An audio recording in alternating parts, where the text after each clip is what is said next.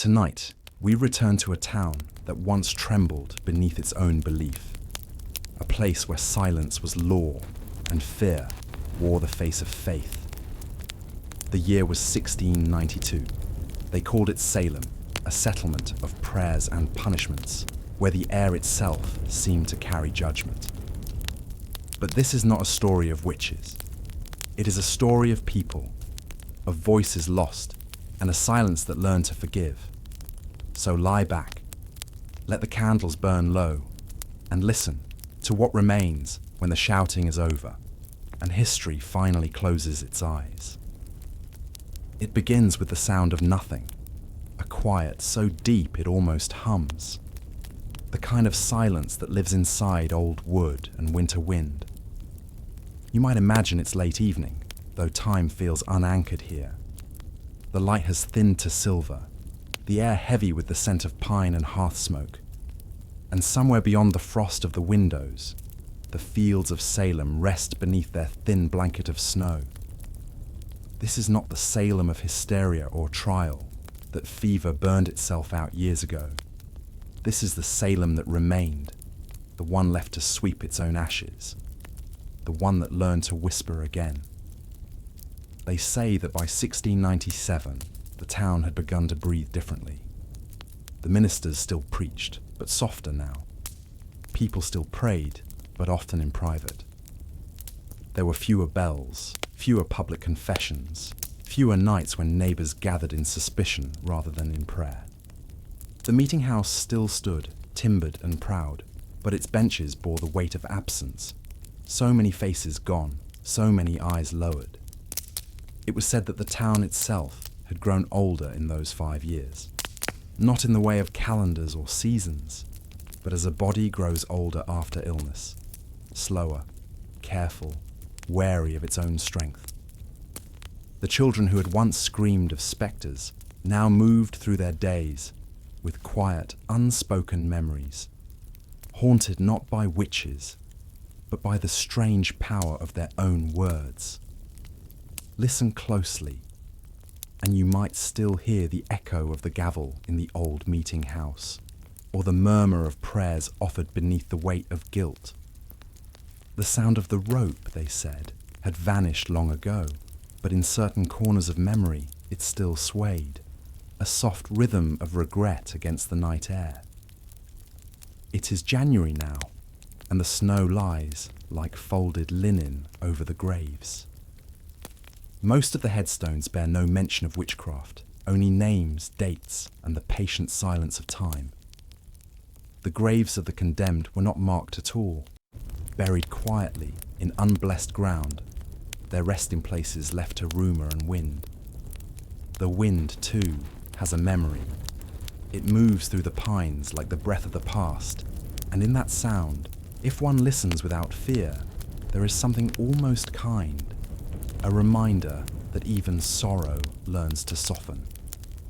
By this time, the Reverend Samuel Parris still lived in town, though his sermons had grown heavy and short. He was a man divided, once the voice of divine certainty, now a vessel of remorse. It was his household, after all, where the first cries began. His daughter Betty, only 9 when the fits took her, and his niece, Abigail Williams, 11. 2 small hearts trembling beneath the gaze of a frightened village. Parris's parsonage still stood near the meeting house, its beams darkened by years of candle smoke. Sometimes, when the nights grew long and the embers low, he would sit alone beside his pulpit notes, rewriting old sermons, trying to find a gentler God between the lines. There were whispers that he might soon leave Salem altogether, but for now, he remained, bound to the soil of his own mistakes. Outside his window, the river froze in quiet sheets. The villagers crossed it in the early hours, their boots cracking through thin ice. They carried firewood, bread, silence. No one spoke of witches anymore, though everyone carried a shadow of that word within them, a small dark scar beneath the tongue. It is difficult sometimes to remember how swiftly it all began. In February of 1692, a handful of girls, young, impressionable, frightened, claimed to see spirits dancing in the air. They convulsed, they cried out, they pointed, and in the slow, heavy rhythm of Puritan belief, the town followed the current of its own fear. Within months, nearly 200 souls stood accused. 19 were hanged. One man, Giles Corey, was pressed beneath stones until he could no longer speak. Even in his last breath, he refused to confess, only whispering, "More weight." It became both curse and benediction, a phrase that lingered long after the ropes had been cut. Now, years later, Salem walks quietly among its ghosts. Not the kind that rattle chains or cry from shadows, but the kind that live within thought. Those silent reckonings that come when a community must learn to forgive itself. There is a strange peace in that. Not joy, not absolution, but stillness. The kind that allows sleep to return. If you walk through the town at dusk, you might see a woman standing by the edge of the orchard, her hands raw from work, her breath a thin mist in the air. Her name might be Mary. There were many Marys then, and she once gave testimony in court. She believed she was serving God, but now she wonders what voice she truly heard. Her days are simple now, tending the fire, washing linens, gathering herbs she no longer calls by their old names. When she lights her candle at night, she does not pray for forgiveness. She prays for quiet. And in that small, steady flame, you can almost see the reflection of a town learning to be gentle with itself again.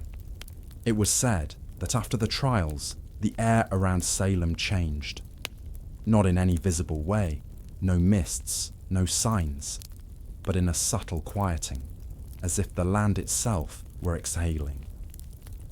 The church bells rang less often, the Sabbath walks grew slower, and the rivers carried the sound of the world moving on. Some families left, unable to bear the memories. Others stayed, planting gardens over the scars. Even the forests, once feared as the domain of the devil, grew peaceful again, their shadows no longer filled with accusation. At night, the sound of the wind in the trees was no longer the devil's whisper, just the voice of the earth breathing. And that, too, was a kind of healing. Years later, one of the judges, Samuel Sewell, stood before his congregation and confessed his sorrow. He asked for public forgiveness, his voice trembling beneath the vaulted silence of the meeting house. The people watched him, some with pity, some with quiet anger. But in that moment, something in Salem softened. It was the first time a man of authority had spoken repentance aloud. The snow fell outside as he prayed, and the sound of it, that muffled, forgiving hush, seemed to bless the act. And so the years passed, and the memory of 1692 became a shadow stitched into every New England winter. No one spoke of it directly, yet it lived in the pauses between words, in the careful way people greeted one another, in the soft refusal to speak ill, lest words once again turn to fire. Now, as the night deepens and the hearth sighs low, you can almost feel the warmth of that long repentance. It drifts like smoke, slow and fragrant through the rafters of time. Every beam, every grain of wood has heard the story before, and still, it listens. For even in silence, the past continues to speak, though more gently now, as though afraid to wake anyone. The candles have burned low. The town rests, and beyond the frozen fields, the river still moves beneath the ice, softly, patiently, carrying away the last murmurs of fear. Sleep comes easier now, for those who have learned to forgive themselves. And in that forgiveness, Salem, once a name for fire and trial, becomes instead a lullaby, a slow exhale beneath the northern sky, the quiet after belief. And somewhere between the wind and the wood, the story continues to breathe. The mornings in Salem were pale then, washed in a thin, watery light that slipped through the frost. It was the kind of light that made dust look like snowfall, that turned the air itself into a soft veil. Chickens muttered quietly in their pens. The river steamed faintly. Somewhere far off, a cartwheel creaked over the frozen road. Nothing hurried anymore, not since the summer when time itself had seemed to gallop toward the gallows. By 1698, the village had begun to loosen its hold on fear. The talk at the tavern was once again of crops and trade, not of devils or dreams. Yet even there, beneath the low ceiling blackened by smoke, you could sense how people paused before certain names. They spoke as if the walls were listening, and perhaps they were, for these walls had heard everything. At a table near the hearth sat Jonathan Hale, the blacksmith's son. He was 25 now, though the lines around his eyes suggested more. During the trials, he had stood among the men who guarded the accused. He had believed in their guilt, as most did, and had held the rope that bound them on the day of their confession. That rope still visited his dreams, curling and uncoiling like smoke. He had since taken to working later into the evenings, striking iron until the sound filled the night, as though each hammer blow could drown the memory of that summer. When the metal cooled, he would listen to it sigh, and sometimes he imagined it speaking back, not accusing, not forgiving, only remembering. The air in Salem held that kind of memory, not sharp, but constant. It lingered in the grain of every beam, in the soil beneath every step. Even the birds seemed slower to return in spring, circling warily before settling among the bare branches. Some said it was the silence that unsettled them. Others said it was just the wind. But wind and silence are not easily told apart when both carry history. Across the village lived Sarah Cloyce, sister of Rebecca Nurse. One of the women hanged. Sarah had survived because the court dissolved before her turn came. She never raised her voice after that. She attended church only once more. The day she left a small loaf of bread at the meeting house door, still warm from her hearth, as though for an absent guest. Afterward, she moved farther into the woods, where she kept bees and tended herbs. Some avoided her cottage, remembering her family's name, but others came quietly for her salves and teas. When they knocked, she greeted them gently, with the calm of one who had seen the worst of men and still chosen mercy. The bees hummed around her like small prayers. Their sound filled the air, a sound neither joyful nor sad, just steady, as if life itself were mending in her keeping. In those years, Salem learned that repentance can take the shape of work. Hands found purpose again in tilling, mending, weaving. The rhythm of ordinary labour dulled the sharp edge of memory. The sound of the loom, the scrape of a shovel, the murmur of a mother teaching her child to read by candlelight. These became the quiet hymns of survival. It was said that one could walk the village and know by sound alone which house was learning peace. The loud ones, the ones still filled with speech and argument, had not yet found it. And yet peace was not forgetfulness. In the evenings, as the cold pressed against the windows, stories returned like careful visitors. The elders spoke of the first settlements, of winters so harsh they prayed simply to endure. They reminded their children that faith had always been the village's heartbeat, but somewhere in those retellings, a new note entered, a caution against certainty. Beware the voice that speaks too loudly in God's name. one might say, before the fire, and the room would fall into its comfortable hush. Even the flames seemed to listen. The forests around Salem grew back thick after the trials. Many of the trees cut for the gallows were never replaced, and saplings rose in their stead. They stood straight and pale, as if the earth itself sought to erase the marks of what had been built there. In the spring, the fields near Gallows Hill filled with wildflowers, white and violet, their colours soft as breath. No one tended them. They simply appeared, blooming out of silence. Some called it coincidence, others providence. Either way, they were left untouched. The people had learned not to disturb what chose to grow from sorrow.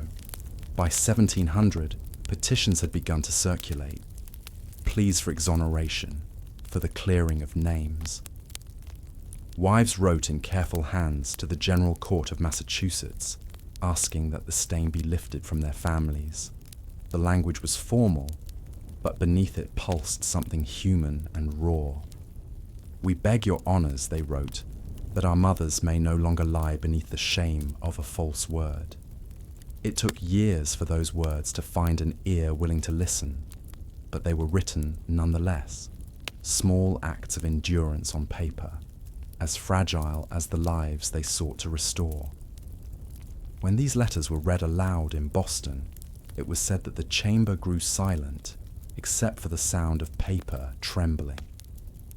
The clerks noted the names carefully: Nurse, Proctor, Howe, Good, Carrier. Each name a candle relit in the mind of a town that once believed darkness was everywhere but within itself. And here, in the slow turning of seasons, something tender began to take root. The children who had once seen witches grew into adults who taught their own to look more gently at the unknown. They taught them to pause before judgment, to listen for truth in silence. It was not a lesson learned easily, but it endured, carried forward not in law, but in temperament, in the quiet humility that lingers after regret. On some nights, when the moon rose clear over the bay, a thin mist would roll through the village, softening every edge. It touched the rooftops, the fences, the unmarked graves. Those who could not sleep would step outside and watch it drift, as if the air itself were offering forgiveness. They said that if you breathed deeply then, you could taste salt and ash together, the sea and the memory of fire, and that it reminded you how even sorrow, when held long enough, turns gentle. There was an old man named Thomas Putnam who lived to see that change. He had been among the accusers, though by then he seldom spoke of it. His hair had gone white, his eyes clouded, but his hearing was keen. Sometimes he would sit by his doorway and listen to the sound of children playing in the snow. Their laughter was high and sharp, and he would flinch at first, mistaking it for the cries of that other season. But then he would breathe, let the sound wash through him, and smile faintly. It was said that he began leaving small coins on the doorsteps of widows, quietly without word, as if money might balance what words could not. The town's minister changed. A younger man took the pulpit. His sermons were shorter, more about kindness than wrath. He spoke often of the heart's quiet labour, the way one must tend to it daily as to a garden. People stayed after his services to talk softly, to share bread, to sit together in the stillness that followed prayer. The meeting house that had once echoed with accusation now held the sound of chairs shifting, of breath shared between neighbours who dared once again to trust one another's company. And through it all, the seasons kept their rhythm.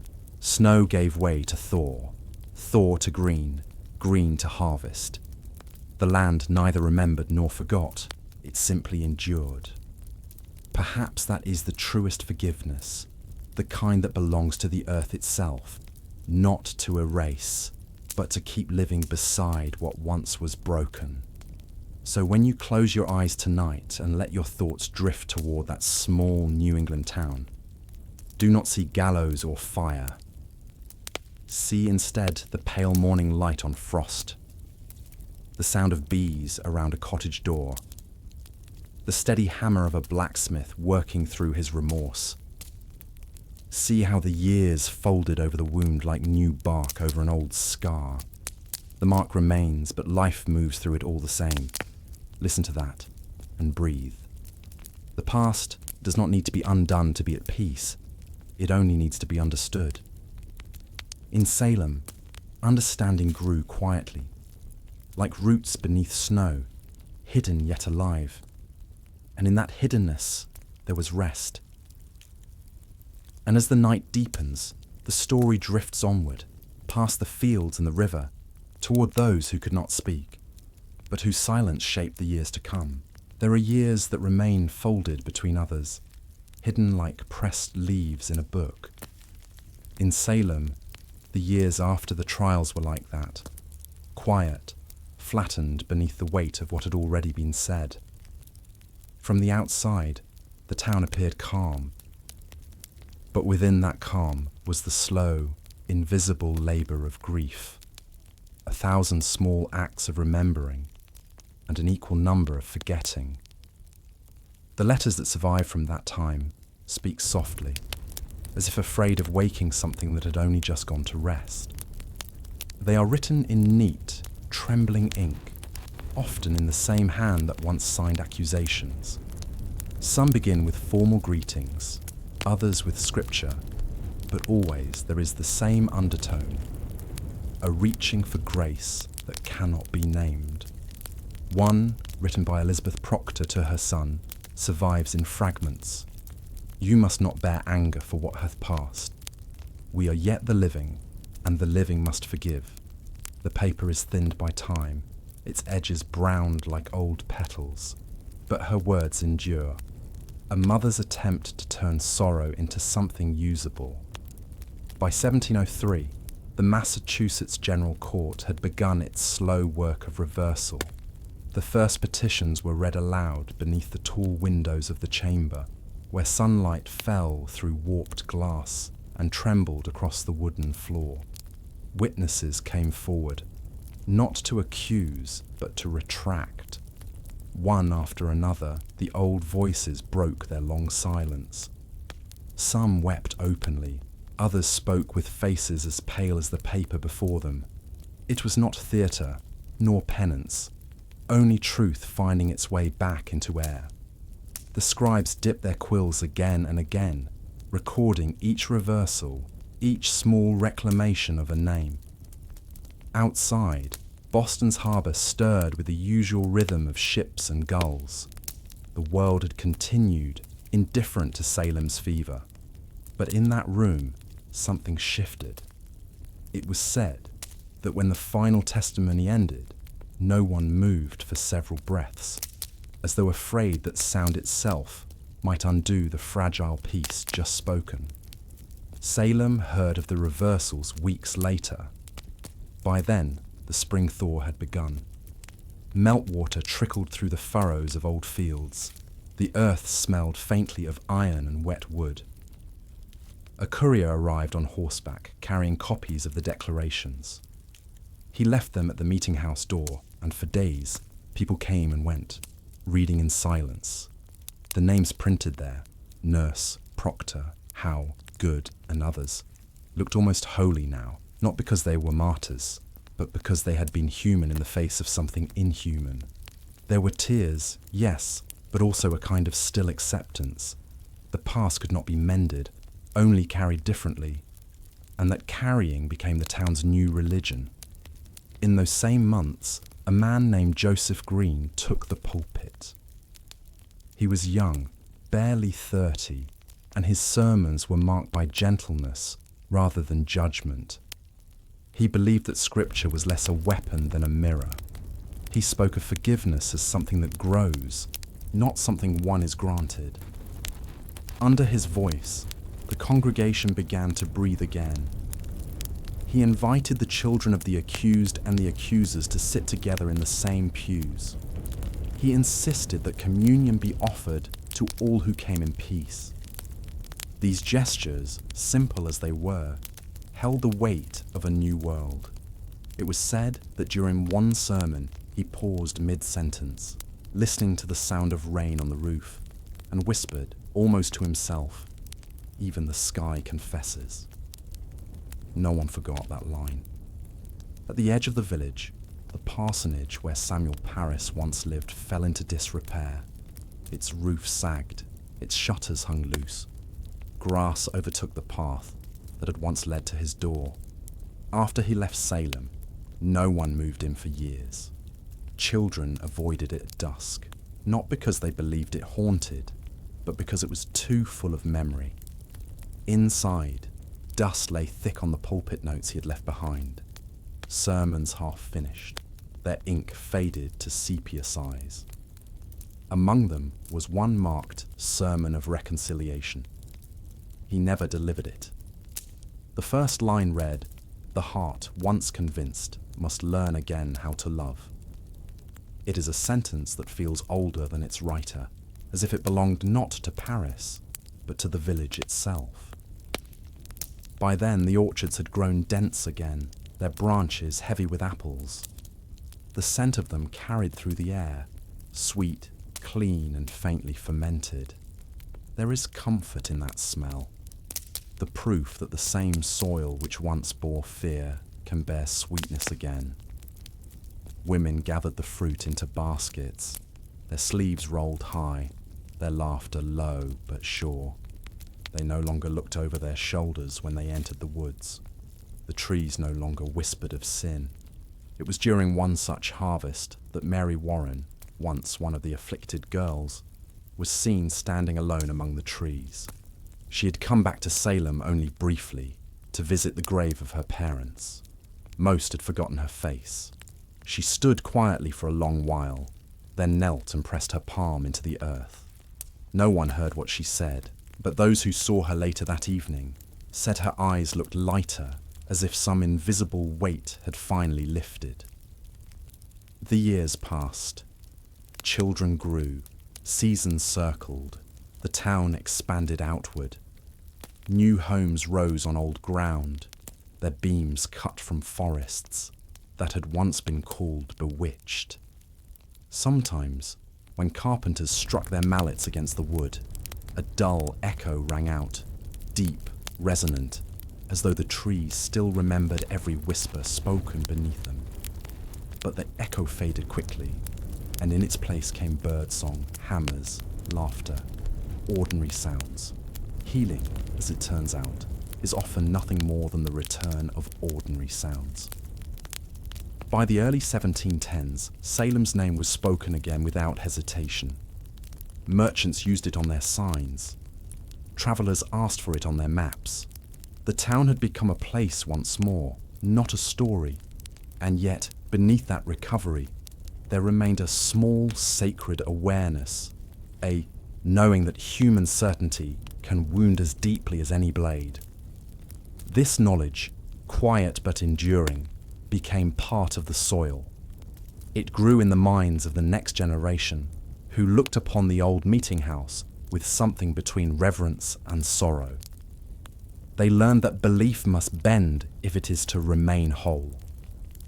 Sometimes, on late autumn evenings, the villagers gathered at the edge of Gallows Hill. No gallows stood there now. Only grass and a single oak, its roots clutching the earth like patient hands. They came not to mourn, but to listen. The wind that passed through that oak made a low, humming tone, and though no one could say what it meant, it sounded somehow like forgiveness. They would stand for a while, hands clasped, breath visible in the cooling air, and then turn back toward the lights of home. The walk downhill was always easier than the walk up. It is strange how peace can settle in the very place that once held terror, but perhaps that is its truest form, not the absence of memory, but the gentling of it. the way the mind learns to speak the same words in a softer voice. Now, if you listen closely, as night deepens and the world begins to blur, you can almost hear that voice. It is neither sermon nor confession. It is the sound of a town breathing again after a long silence, the faint rhythm of its heart against the stillness of centuries. And that sound, steady and low, is enough to carry you into rest, into the slow, forgiving dark. And beyond that darkness, the story continues to drift into new generations who would inherit the calm and the caution of a town that once feared its own reflection. By the early 1700s, Salem no longer trembled. The houses had been repainted, the streets widened, the harbour grew busier, its masts rising like a forest of quiet ambitions. In the evenings, when the tide drew out, the smell of salt and tar mingled with the faint perfume of applewood smoke from hearths inland. The town was learning the rhythm of work again: trade, shipbuilding, cloth, salt fish. Life, in all its plainness, had returned. Yet even among these ordinary sounds, there lingered a second, fainter music. The one only those who remembered could hear. It was the echo of names whispered once in fear, now murmured in prayer. It was the creak of the old meeting house beams when the wind pressed against them, or the hush that fell whenever the talk turned to the old year. The people no longer said the which year aloud. It had become a shared silence, a small courtesy offered to one another's sleep. In this quieter age, the children of both the condemned and the accusers came of age together. They were not unlike other New England children, curious, watchful, restless. But they grew beneath the sky their parents regarded with reverence, as though heaven itself might still be listening. They learned their letters in the shadow of repentance, yet also in the growing light of reason. The world was changing. Ideas drifted from Boston and London like sails on the horizon. There was talk of liberty, of conscience, of the dignity of the mind. Salem, too, began to lift its gaze. A man named Nathaniel Ingersoll, who had been an innkeeper during the trials, grew old enough to become a story himself. He had once kept the tavern where depositions were signed, where candles burned late into the night while frightened neighbours spoke of witchcraft. Now, in his 80s, he sat by the same hearth and told younger men that fear can make fools of the faithful. His voice was steady, his eyes dim with cataract, yet his memory exact. "We did not mean to do evil," he would say, "but good done without mercy becomes its own devil." The men listened. Outside, rain drummed on the roof, and for a moment, even the sea seemed to pause at the sound of his words. There are records from that time, small notices, fragments of diary, that tell how the town began to heal through the act of naming. Streets once known for the families of the condemned were renamed or rebuilt. A small schoolhouse was raised near the old parsonage site. Its boards, taken from dismantled barns, were said to smell faintly of apple blossoms when warmed by the sun. The children wrote their alphabets there, the letters bright and uncertain, and when they reached W, they hesitated, unsure if that letter belonged still to witch or wisdom. Their teacher, a widowed woman from Marblehead, would smile and say, "Let it be for wonder instead," and so it was. A single syllable redeemed by the gentleness of instruction. As the century deepened, a new kind of visitor began to appear. Travellers from Boston, and sometimes even from farther coasts, who came out of curiosity to see the place of the trials. They were quiet, respectful, though now and then Their questions carried that peculiar fascination people feel for other people's sorrow. The villagers would answer briefly, then change the subject to weather, to crops, to the fine quality of their salt fish. They had learned to live with their history, but they would not perform it. The past was a private possession, not a spectacle. In the diaries of Reverend Green, there is a single entry from 1715 that reads, "I walked this morning to the hill where the condemned were hanged. Found there a boy gathering flowers, yellow and small. He said they grow better here than anywhere else. I could not contradict him. That boy's name is lost, but his gesture remains. The quiet act of finding beauty in soil once feared. Sometimes it is the young who understand first what forgiveness requires. And forgiveness by then had become the village's silent craft. Each household practiced it in its own way. Some by prayer, others by labour, others by the careful teaching of children to think kindly. There were still arguments, as there will always be, over fences, over debts, over which hymn to sing, but never again over souls. The lessons of 1692 had sunk too deep for that. Through these years, Salem's harbour prospered.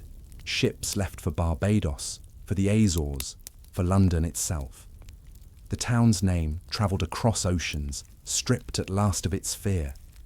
Sailors carried it like a coin in the pocket, a mark of origin, not of shame.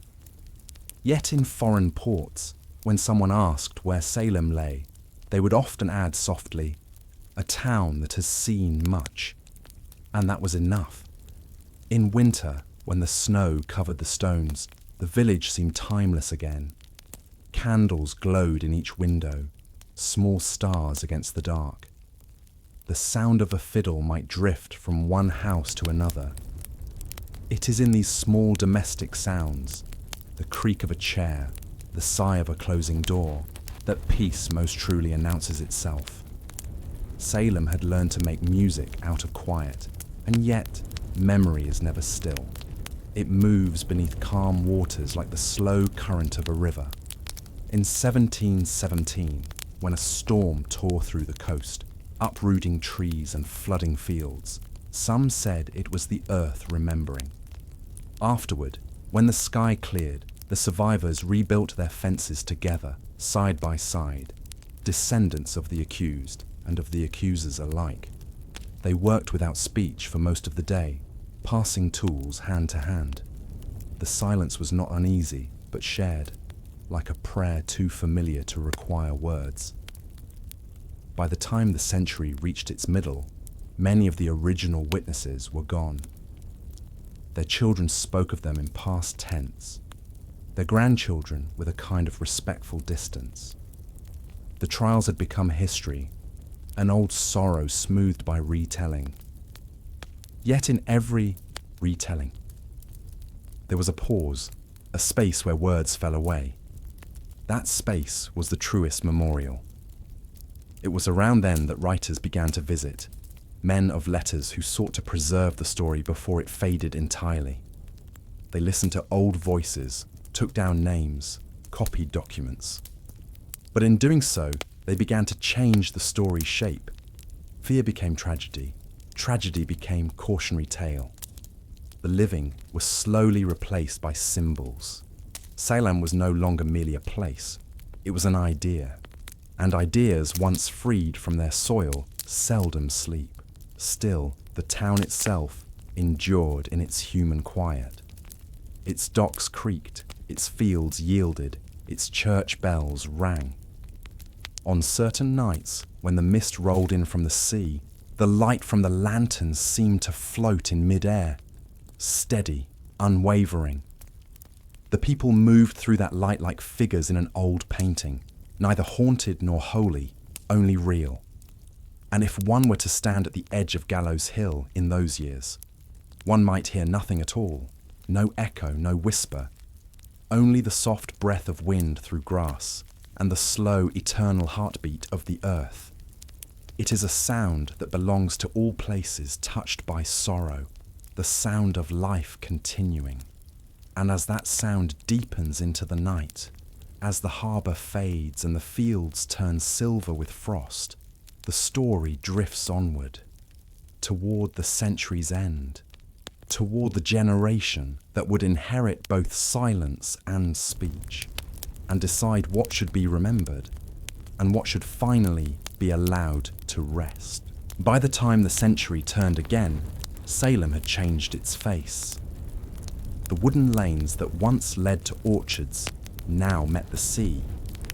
Ships stood in the harbour like a grove of tall masts, their rigging humming in the Atlantic wind.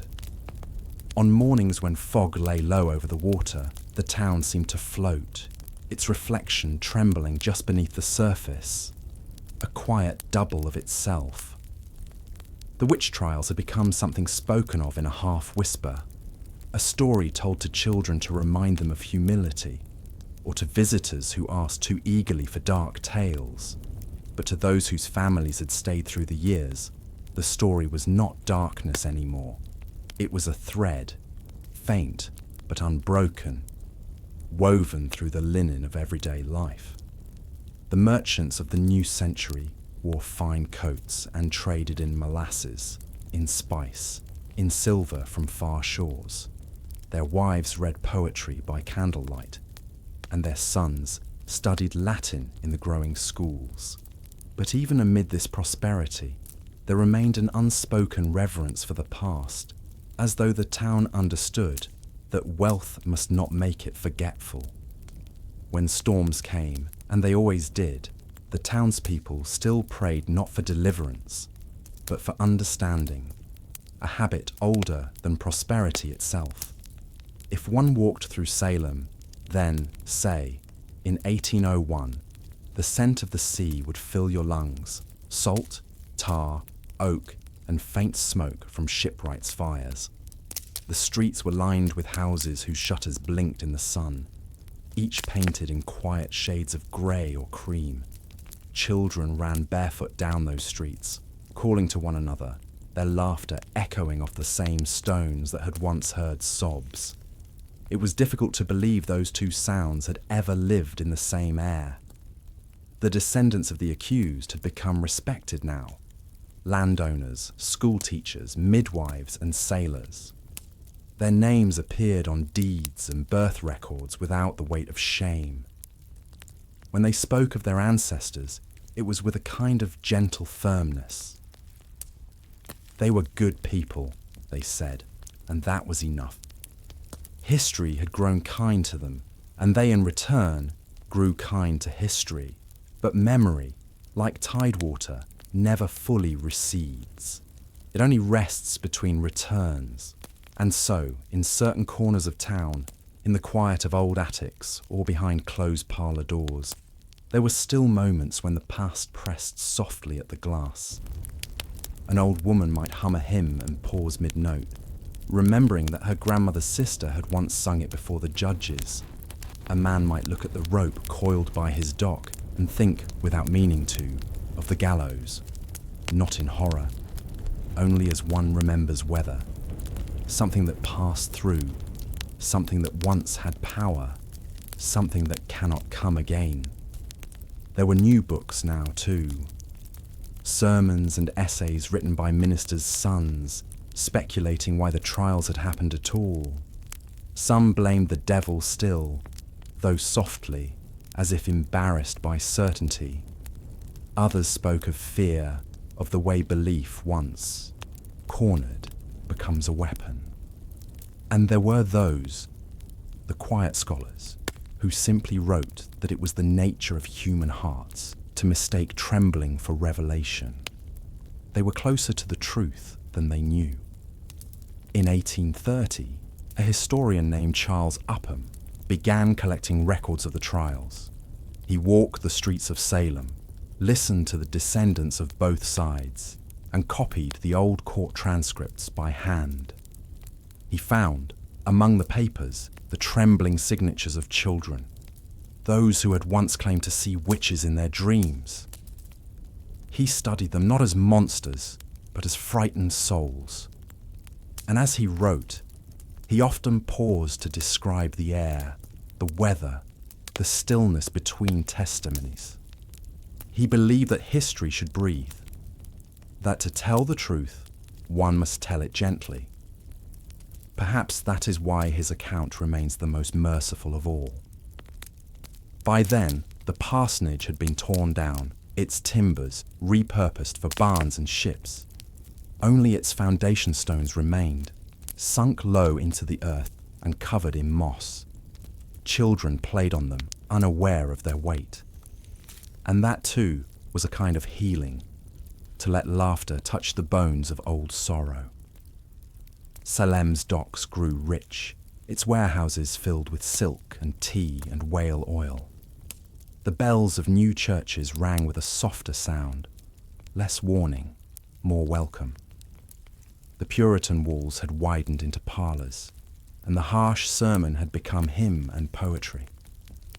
There were new voices now, Emerson, Hawthorne, Alcott, speaking of conscience, of nature, of quiet redemption. Hawthorne himself, born in Salem, carried the town's old guilt like a pulse beneath his words. He wrote of sin as something inherited, like the colour of one's eyes. He knew that every light casts a shadow, and that both must be loved to see clearly. His writing brought Salem back to the world, not as a wound, but as a mirror. Readers far from New England read of this town where faith had once turned inward, and they felt, perhaps, a little less certain of their own righteousness. In this way, Salem's darkness became its light. The century moved on. Candles gave way to gaslight, then to the steady hum of electricity. The wharves aged, the sea traded its tall masts for steam. But beneath these modern sounds, beneath the clatter of carts and the hiss of lamps, there was always that undercurrent, a rhythm of remembering and release. Some evenings, in the long calm between daylight and night, you could still find the townspeople walking by the river, their reflections stretching thin across the water.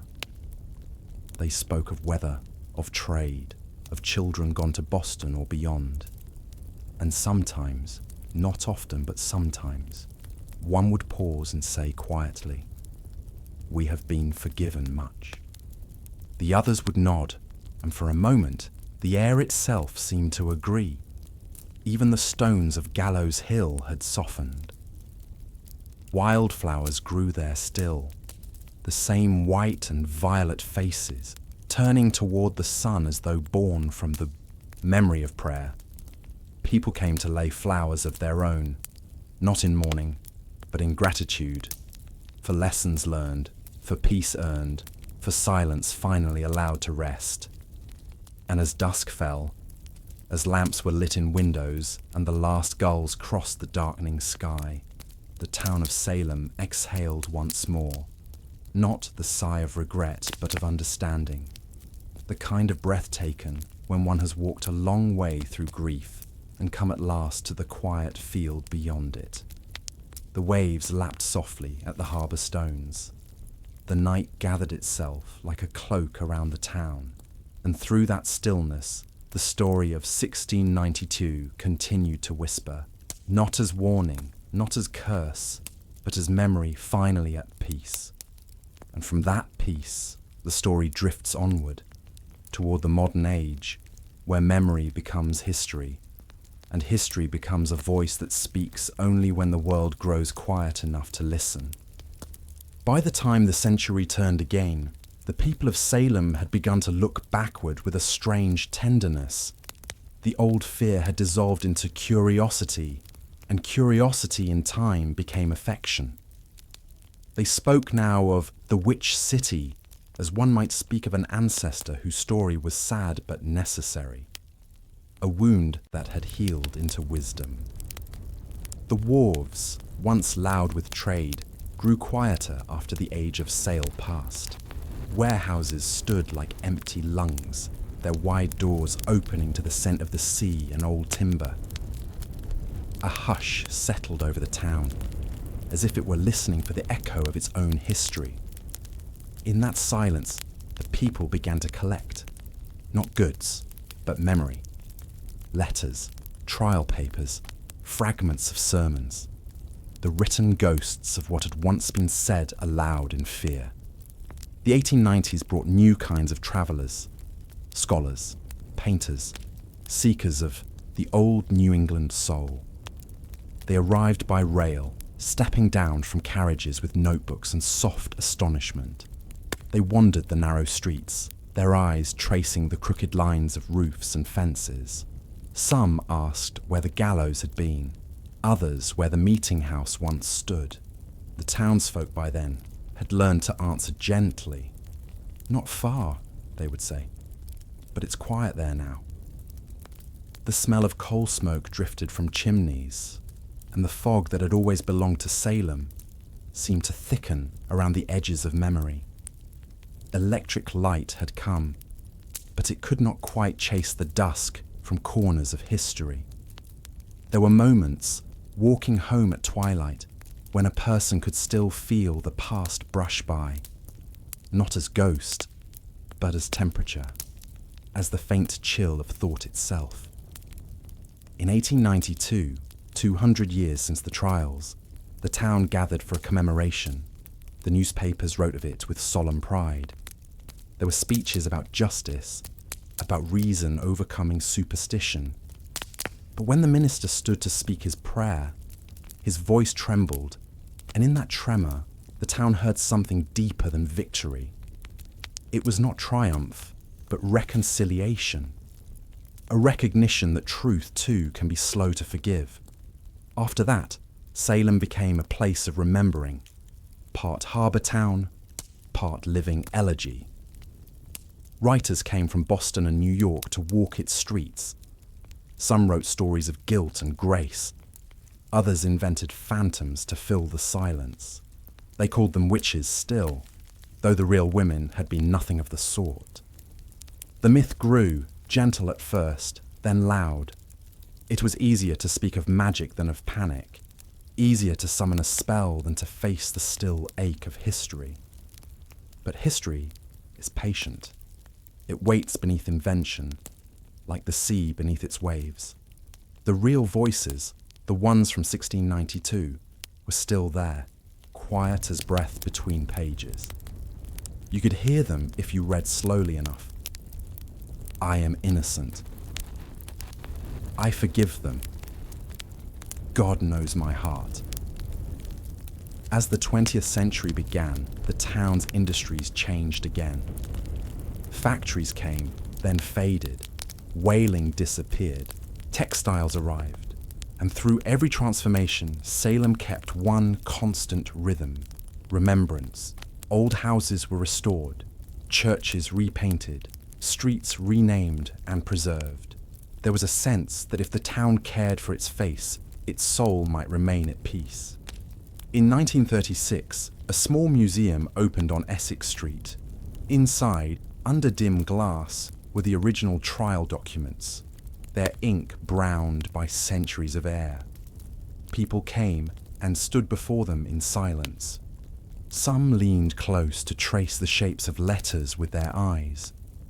Others stepped back, uneasy, feeling that to read those words was to feel the pulse of the past again. The curator, a quiet man named George Peabody, kept a candle in his office long after electric bulbs were installed. He said it reminded him that light, to be meaningful, must flicker first. Outside, Salem grew into a place both ordinary and symbolic. Children went to school beside plaques that told of 1692. Shopkeepers sold postcards with silhouettes of witches, though most locals smiled sadly at the image. They knew that beneath every broom and pointed hat lay a story of human error and endurance.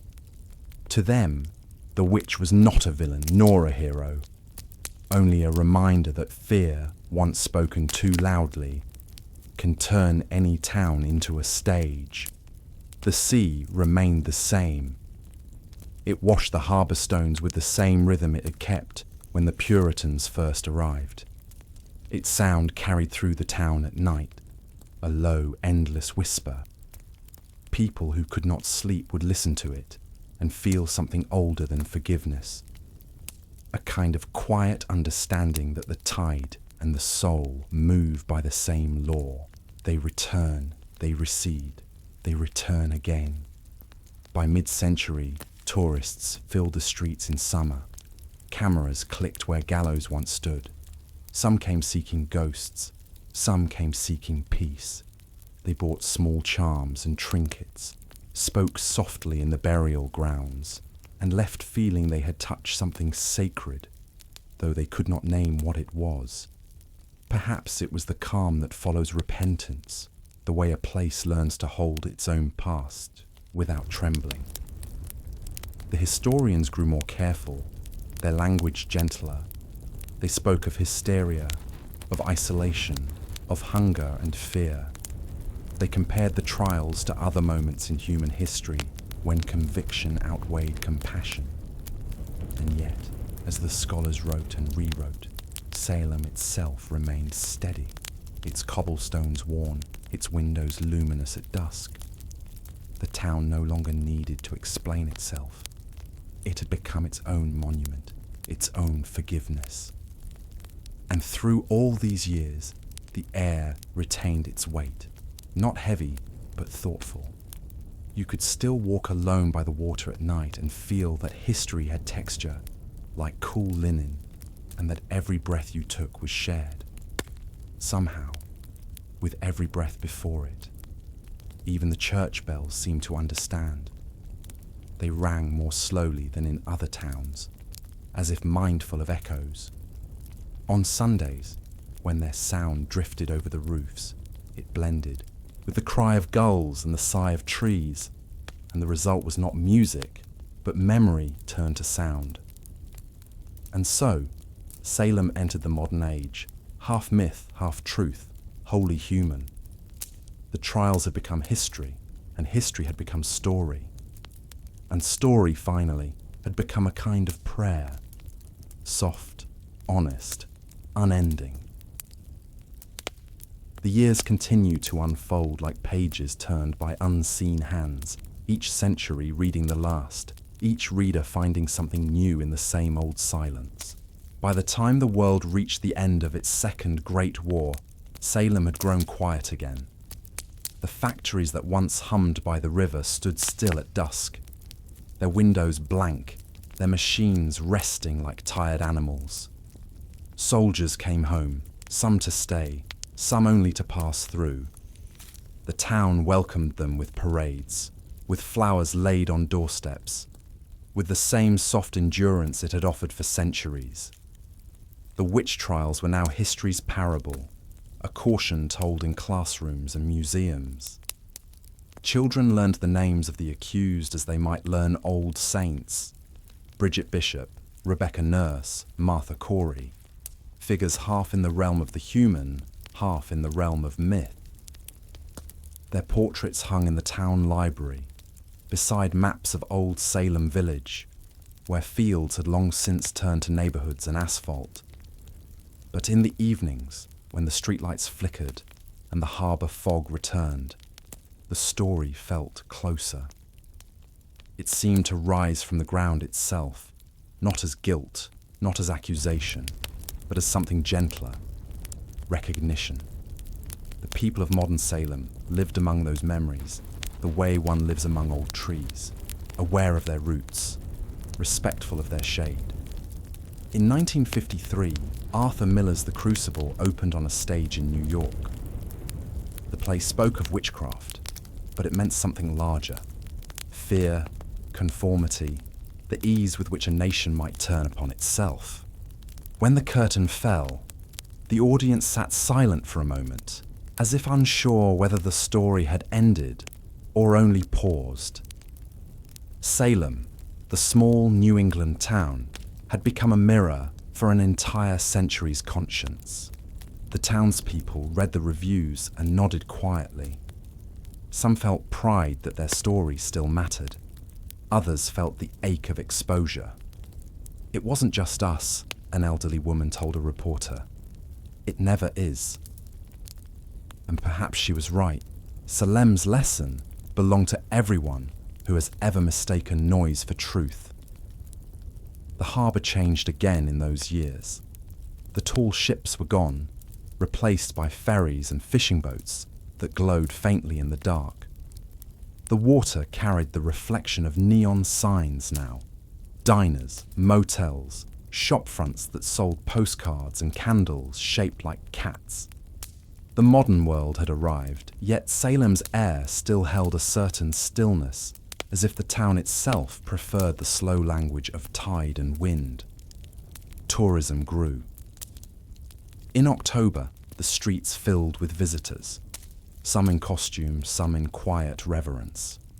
They came to see where the witches had lived, though what they truly sought was less visible. A brush with history's soul, a feeling of being close to something both tragic and tender. The townspeople, patient and bemused, learned to live with this yearly tide of curiosity. "They come for witches," one shopkeeper said, "and leave with history." In 1972, the tricentennial approached. The town debated how to honour it, not to celebrate, but to remember. Committees were formed, old records reviewed. When the day arrived, there was no parade, no triumph. Instead, there was a walk. Hundreds of people, young and old, tracing the path from the meeting house to Gallows Hill. They carried candles. They did not speak. The only sound was the wind and the soft scrape of shoes on pavement. At the hill, they left the candles burning. The light trembled against the dusk, small and human, like 1,000 quiet apologies. By the late 20th century, Salem had become two places at once: the city of remembrance and the city of imagination. One stood in museums and archives, in the careful work of historians. The other shimmered in Halloween lights, in folklore, in film. Both were real, and both belonged to the same heart. For even the myths, however embellished, were born from the same longing to understand how fear becomes faith and how faith becomes forgiveness. The modern houses on the outskirts of town bore no trace of Puritan austerity. Their windows shone with television light, their yards framed with pumpkins in October. Yet in some of those homes, families still kept old Bibles on their shelves, not for reading, but for remembering. The thin, crumbling pages were reminders of how tightly belief can hold a life, and how gently it must be released. Even now, if you walk through Salem on a late autumn evening, you can feel it, that mingling of the ordinary and the eternal. The hum of a refrigerator behind a window, the scent of burning leaves, the laughter of tourists passing a centuries-old graveyard. The air holds all of it together, as though the past and present are not two things, but one long breath drawn in and out by time itself. At the corner of Charter and Essex, there stands a memorial built of granite. Each stone bears a name, chiselled clean, the letters deep enough to cast a shadow at dusk. Visitors sit there in silence. Some leave flowers, others trace the letters with their fingertips. It is not grief they feel, but recognition.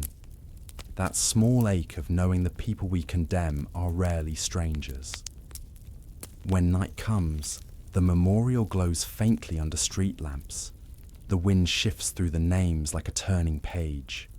Somewhere beyond the stone, the harbour murmurs, eternal as thought. And those who pass through the square, the tourists, the locals, the quiet wanderers, feel something settle in them. Not sorrow, not guilt, but calm. Because at last the story has found its rhythm. Not a warning shouted from pulpits, not a legend sold in October, but a lullaby of truth. Salem has become what all haunted places hope to become. A keeper of silence, a teacher of gentleness, a place where the past can rest without vanishing, and yet, even in rest, it breathes. The cobblestones remember footsteps, the houses remember lamplight, the air remembers the sound of a crowd waiting for justice. Memory, after all, is not something kept, it is something that keeps us. And as the years continue their slow procession, Salem listens still to the whisper of waves against the harbour, to the rustle of leaves over old graves, to the quiet voice of its own forgiveness, which has become, at last, its truest form of prayer. By the dawn of the 21st century, Salem had settled into a quiet paradox. It was both an ordinary coastal city and a living parable. Its harbour filled with small yachts and ferries that glittered beneath sodium lamps. The streets smelled of coffee, sea salt, and damp brick. And yet, beneath the modern hum, the buzz of phones, the faint rhythm of passing cars, there lingered that older stillness, the kind that cannot be erased by light. The museums had multiplied. There were guided walks at dusk, archives open to scholars, reconstructed courtrooms where docents spoke in careful tones. But there were also storefronts painted black and silver, selling charms and candles, calling gently to tourists who came seeking the witch city. The locals had learned to smile at both faces of their town. They understood that myth was not mockery. It was a language through which the world remembered them. And perhaps in some quiet way, the myth had become a spell of its own, not of magic, but of mercy, turning tragedy into art, fear into story, story into calm. The modern visitor might arrive by train, stepping onto the platform with a map and a sense of reverence. They would walk the narrow streets where clapboard houses still leaned slightly toward one another, as though sharing secrets. They would pass the old meeting house, now restored, its windows soft with reflected sky. And they would feel something almost imperceptible, a hush that lives beneath conversation, like the breath between words. It was the same hush that once followed the reading of verdicts, now transformed into gentleness. Inside the Peabody Essex Museum, climate control hummed quietly around the glass cases. Here lay the surviving papers of the 1692 trials, creased sheets, trembling handwriting, wax seals browned with age. Visitors leaned close, whispering names aloud, not to conjure, but to acknowledge. There was no fear in that whisper now, only gratitude that such words still existed, that memory had not burned away. Even in the flicker of smartphone screens, the ink seemed to hold its own light, that faint, unwavering flame of truth. Outside, October had become Salem's second heartbeat. Each autumn, the town dressed itself in orange and gold. Parades wound through cobblestone streets. Costumed children laughed in the chill air, their voices ringing where, centuries earlier, sobs had risen.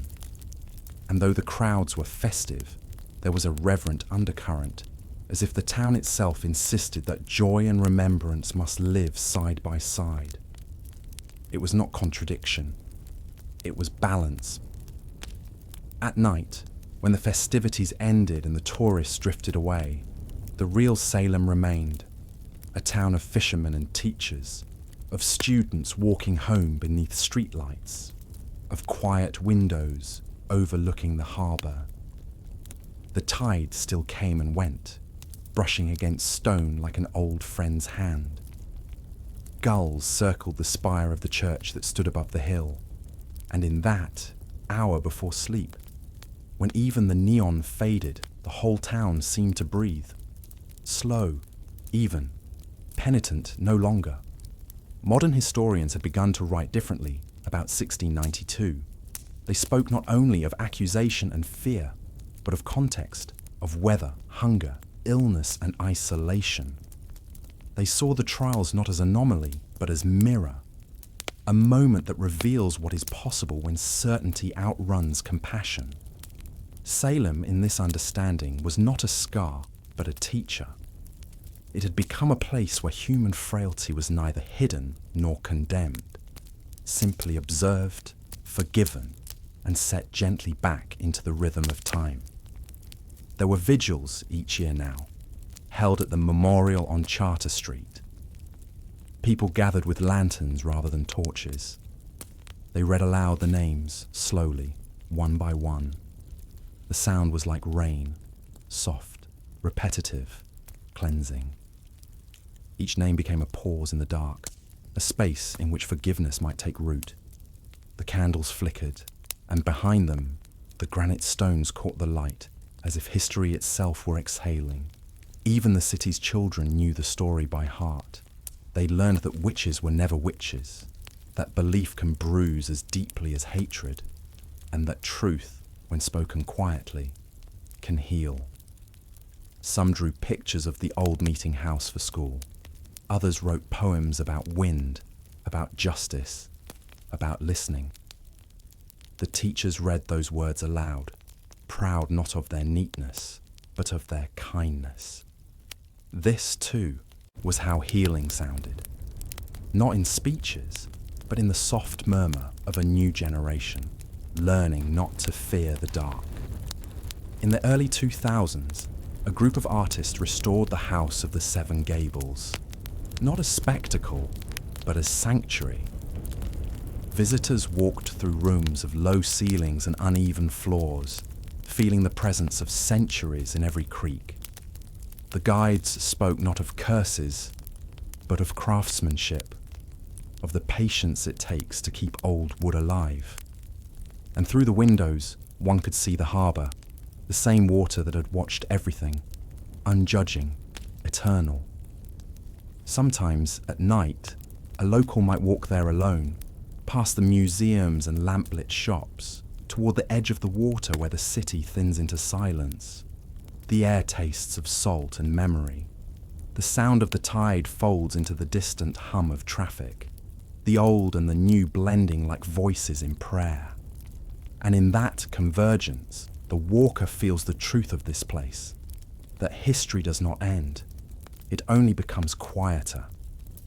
The witches, the accused, the judges, the preachers, their voices have faded into the grain of the town, but they are not gone. They exist in the way the wind moves through alleyways, in the way the bells ring slower here than elsewhere. Salem has become not the site of a tragedy, but the keeper of its echo, an echo that teaches, comforts, and endures. And perhaps that is what peace truly is, not the absence of memory, but its transformation. To remember without trembling, to forgive without forgetting, to let the past rest beside the present, like two candles burning on the same table. The town sleeps easily now. Light spills from porches onto cobblestones. The sea murmurs against the wharf. A fog drifts in, soft, silver, unthreatening, folding the rooftops and lampposts into one quiet shape. It feels almost as though the night itself is tucking Salem in, whispering over its shoulder, "Rest now. You've done enough remembering for one lifetime." And so the story drifts, beyond the century, beyond the light, carried onward by the tide, into the gentle dark that has always been listening. Morning comes softly now to Salem. It rises through the mist that clings to the harbour, through gull cries echoing against warehouse walls. The light is pale, patient, unhurried, the kind of light that feels as though it has been here for centuries, simply waiting to be noticed. The city wakes not with noise, but with a slow unfolding. Doors open, coffee steams, footsteps sound on brick, and through it all, the air carries that same undertone, a breath of something remembered, gentle and true. The witch signs still hang in shop windows, drawn now in humour, in art, in pride. On Essex Street, mannequins wear capes beside postcards of old woodcuts, and the word witch has become something else entirely. A word of resilience, of curiosity, of those who dare to speak. In this small transformation, Salem has rewritten its oldest sentence.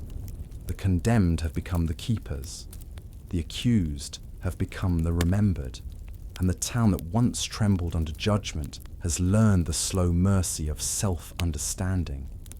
At the university nearby, students study the trial records online, scrolling through digitized ink that once trembled on parchment.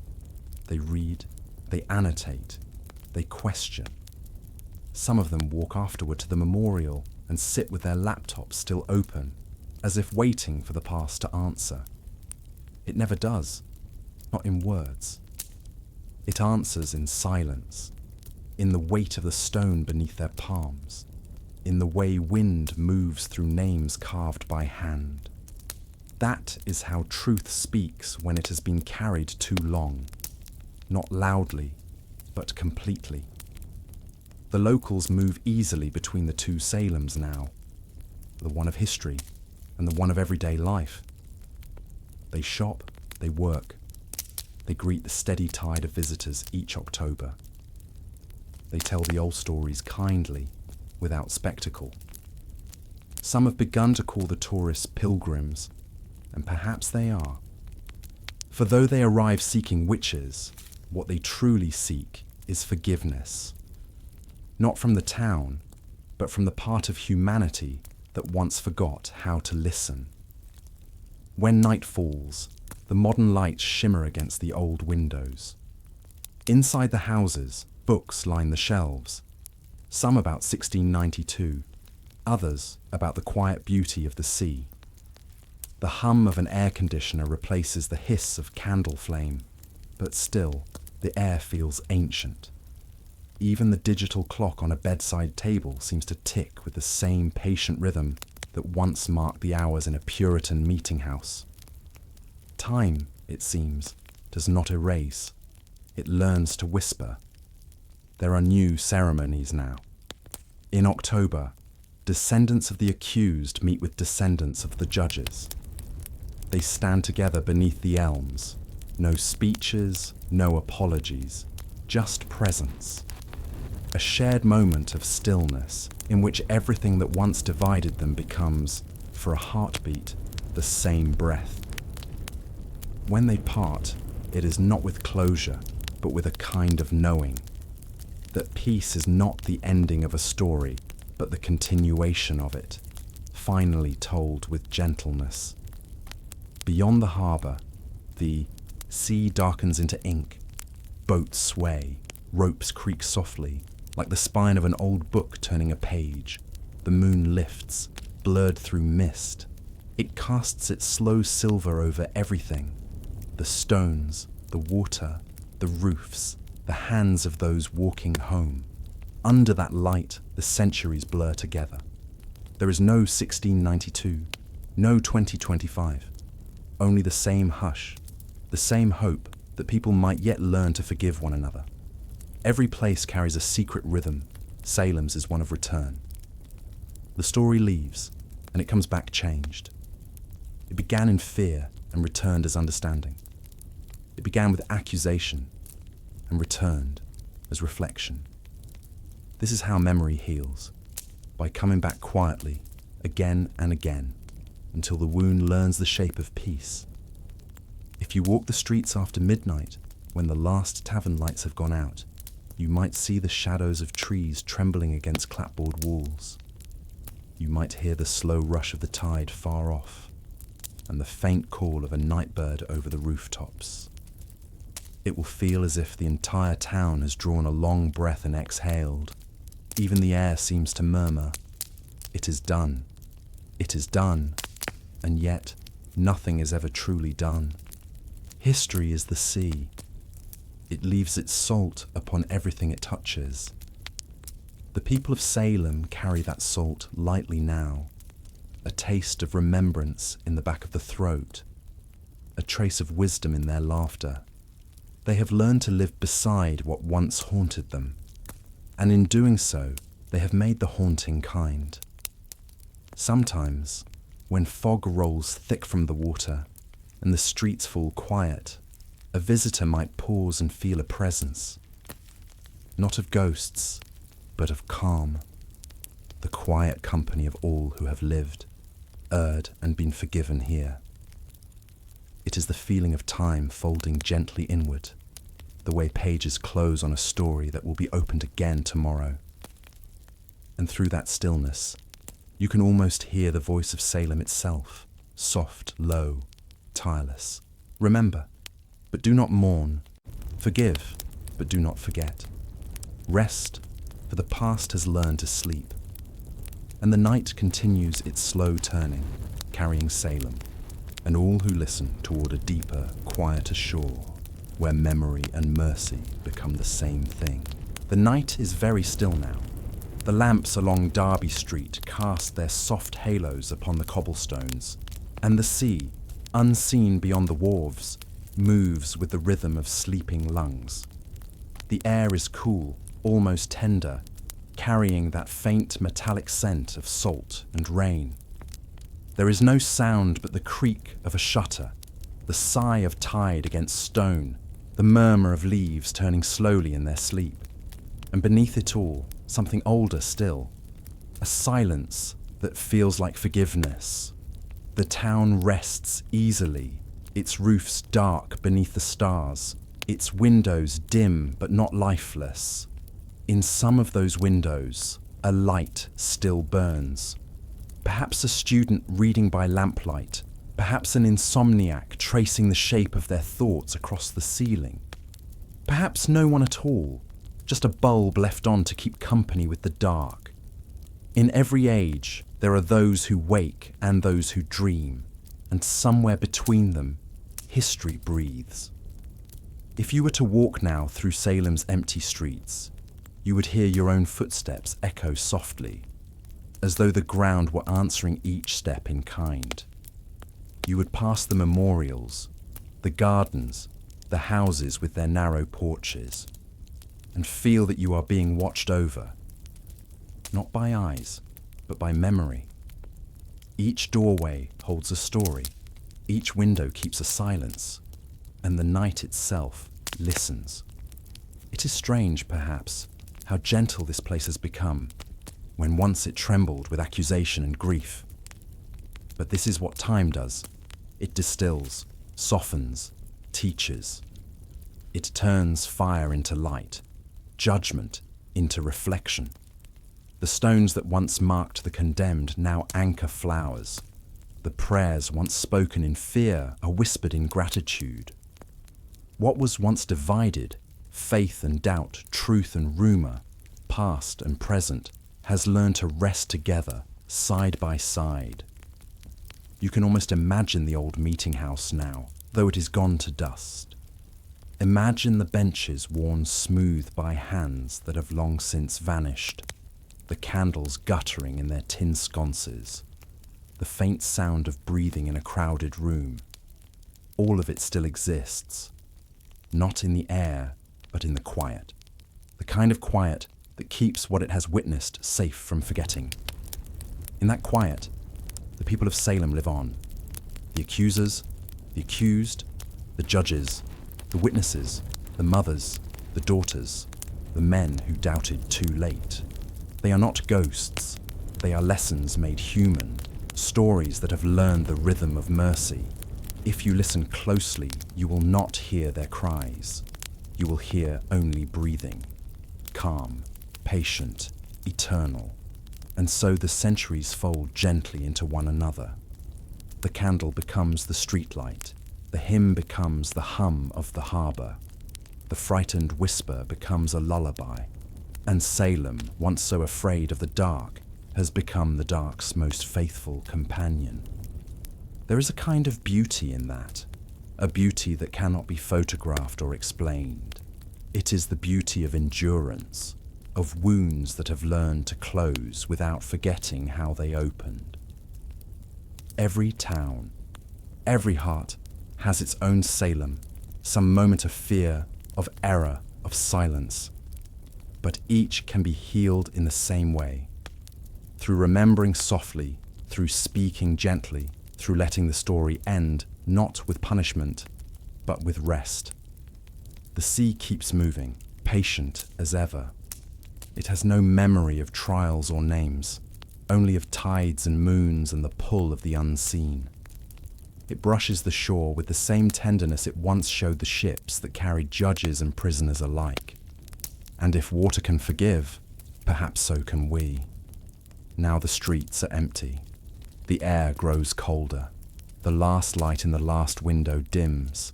Salem sleeps, not in denial, but in peace. And the silence that remains is no longer the silence of fear, but of understanding. Listen. The wind moves through the elms. The clock in the church tower marks another hour. And somewhere, very far or very near, a voice you cannot name seems to whisper, "Be still, you are forgiven." So let the story fade, as all true stories do. Not with an ending, but with a continuation too soft to hear. Let the centuries rest upon each other like layers of silk. Let the memory close its eyes. Let the dark become gentle once more. The voices are gone. The candles have burned to ash. Yet the silence remains, calm and endless beneath the northern sky. And if you listen closely, you can almost hear the sea still breathing,